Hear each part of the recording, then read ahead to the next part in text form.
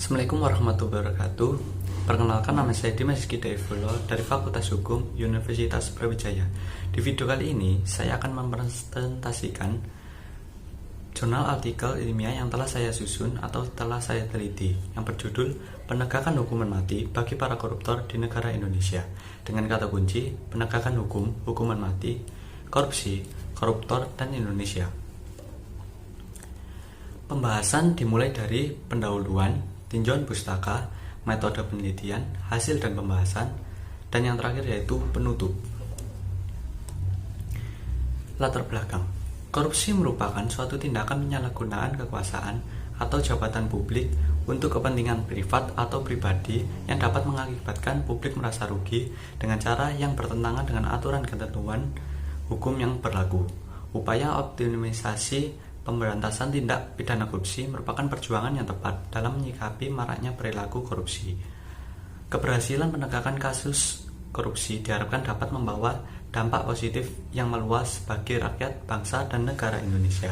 Salah satunya yaitu dengan realisasi hukuman mati bagi para koruptor. Selanjutnya yaitu rumusan masalah. Rumusan masalah yang saya ambil yaitu, apakah pemberlakuan hukuman mati bagi para koruptor dinilai melanggar hak asasi manusia yang dimiliki oleh seorang koruptor. Yang kedua yaitu, bagaimana dampak yang terjadi jika diberlakukannya hukuman mati bagi koruptor di Indonesia. Tujuan penelitian yaitu sesuai dengan rumusan masalah yang saya ambil, yaitu untuk mengetahui apakah pemberlakuan hukuman mati bagi para koruptor dinilai melanggar HAM yang dimiliki oleh seorang koruptor. Yang kedua yaitu untuk mengetahui bagaimana dampak yang terjadi jika diberlakukannya hukuman mati bagi para koruptor di Indonesia. Selanjutnya yaitu tinjauan pustaka. Studi terdahulu yang pernah diambil oleh penulis karya dari IGD Tangkas Wirya Arta yang berjudul Hukuman Mati bagi Perspektif Pemberantasan Tindak Pidana Korupsi dalam jurnal Justitia Jurnal Hukum. Studi kedua juga pernah diambil dan dikaji oleh R. Ahmad Muhammad Munstein Nasoha mengenai pidana penerapan hukuman mati pada perilaku korupsi yang berjudul Eksistensi Penerapan Hukuman Mati di Indonesia dalam Jurnal Ilmu Syariah dan Hukum. Dalam kedua penelitian sebelumnya tersebut membahas topik yang sama dengan penelitian kali ini, yaitu membahas seputar pemberlakuan suatu penindakan hukuman mati yang masih terdapat berbagai isu di kalangan masyarakat Indonesia sampai saat ini. Pada kedua penelitian tersebut masih membahas pemberlakuan pidana mati khususnya bagi para koruptor secara garis besar dan dihubungkan dalam perspektif agama Islam, serta bagaimana hukum dalam Islam terhadap kasus pencucian hak uang orang lain. Dalam penelitian kali ini akan dikaji lebih lanjut mengenai isu pemberlakuan hukuman mati bagi para koruptor di Indonesia dalam perspektif hukum positif dan undang-undang yang sedang berlaku di Indonesia. Selanjutnya yaitu metode penelitian. Metode penelitian yang saya gunakan yaitu penelitian kualitatif, merupakan metode yang digunakan untuk menggambarkan, menyelidiki, dan mencari penjelasan dari pengaruh sosial yang ada. Untuk sumber data yang saya ambil yaitu data primernya dari undang-undang atau suatu kitab undang-undang hukum seperti KUHP pidana.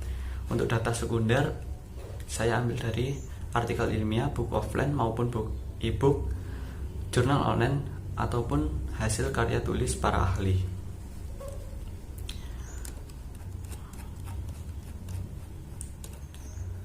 Selanjutnya mengenai teknik analisis data. Teknik analisis diawali dengan melakukan pencatatan dan pengumpulan data dari semua pokok-pokok utama bahasan yang ditemukan, yang mana sebelumnya telah didapatkan pada saat dilakukannya penelitian yang dianggap sesuai dengan berbagai variabel penelitian. Lalu berbagai sumber dari pokok-pokok utama bahasan tersebut dilakukan analisis dan kemudian direduksi agar mendapat intisari data yang dapat diambil dan dinilai cukup akurat dan mendetail dalam menunjang hasil penelitian.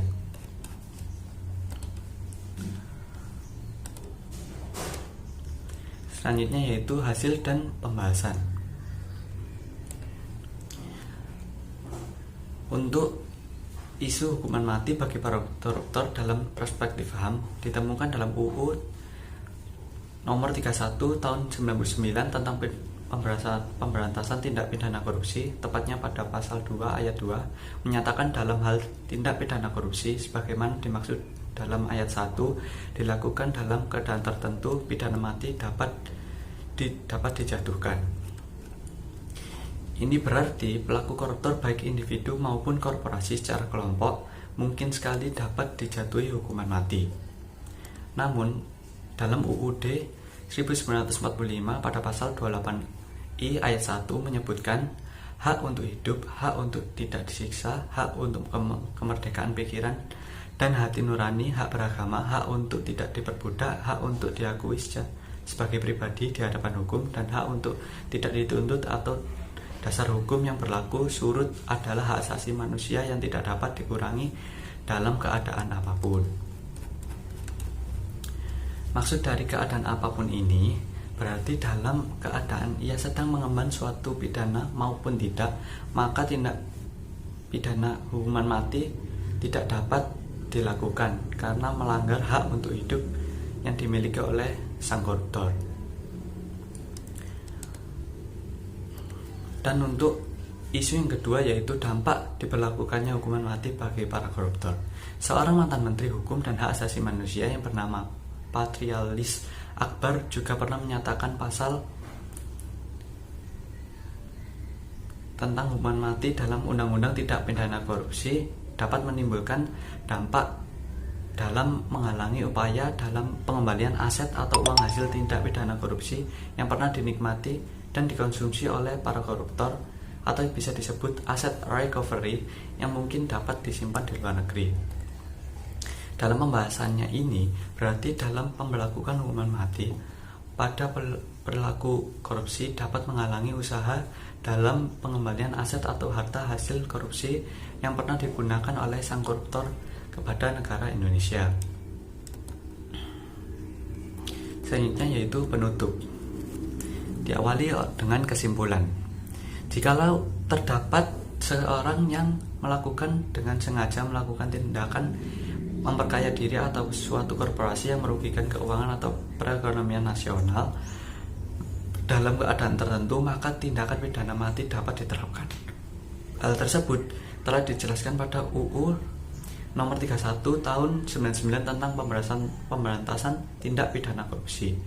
Namun, terdapat penjelasan dalam diskusi Deklarasi Universal Hak Asasi Manusia yang tidak diperbolehkan adanya hukuman mati, karena hukuman mati mencederai apa yang telah dijelaskan di dalamnya, yang dimana orang yang dijatuhi hukuman mati dianggap telah dirampas kehidupan, kemerdekaan, dan keamanan pribadinya. Dan selanjutnya untuk mengenai dampak yang ditimbulkan hukuman mati dapat menimbulkan dampak dalam menghalangi upaya dalam pengembalian aset atau uang hasil tindak pidana korupsi yang pernah dinikmati dan dikonsumsi oleh para koruptor yang mungkin dapat disimpan di luar negeri. Selanjutnya yaitu saran. Pengembangan dalam penelitian selanjutnya yang setopik dengan penelitian ini, penulis atau peneliti menyarankan dapat diperdalam lagi dengan metode studi kasus secara langsung atau dengan penggunaan penelitian kuantitatif dengan melakukan survei terhadap publik mengenai suatu kasus penerapan hukuman mati bagi para koruptor kepada para narasumber yang lebih relevan seperti hakim, ahli, maupun kuasa hukum yang benar-benar kompeten dalam bidang hukum.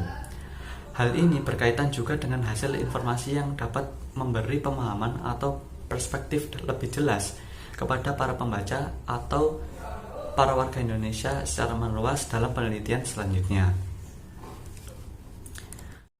Sekian presentasi saya mengenai jurnal artikel yang saya teliti. Akhir kata dari saya, terima kasih. Wassalamualaikum warahmatullahi wabarakatuh.